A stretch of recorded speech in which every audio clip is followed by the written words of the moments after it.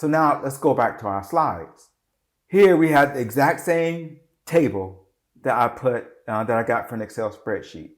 And if we calculate our incremental cost effectiveness ratio, the non-discounted or not taking into consideration time, we use the 108,000. And since we're comparing it to doing nothing, the benefits minus the cost of doing nothing is 0. So that's why it's 108,000. And it's the same thing with our cases.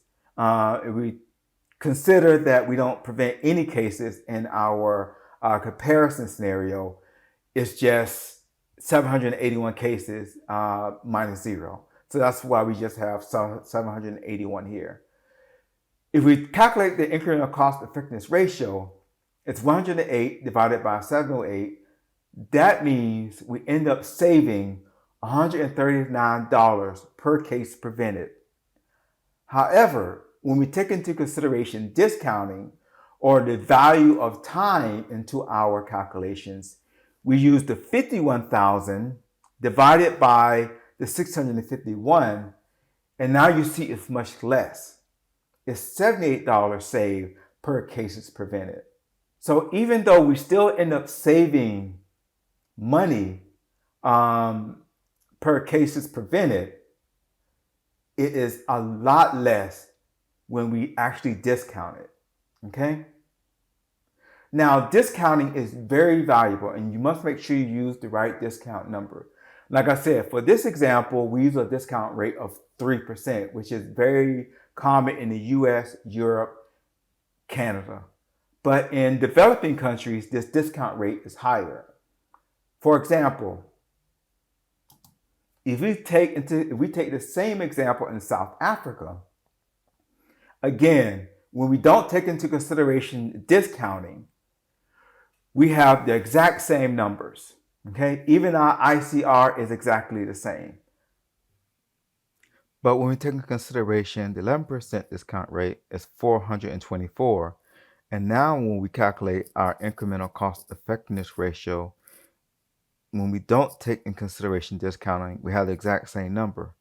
However, when we take discounting into consideration, we end up spending $92 per case prevented. And we prevent less cases than in the US situation. We only prevent 424. Remember, when you take the 3% into consideration, it's 651. But when we take in consideration the 11% discount rate, it's only 482. And now, when we calculate our incremental cost effectiveness ratio, and we don't take into consideration, we have the exact same number. However, when we take discounting into consideration, and when we use 11% discount rate in our calculation, you see that we end up with a net cost of around $38,970. So if you don't discount, you save money, but if you discount, you spend money and prevent cases. That's not exactly the interpretation that you should take here.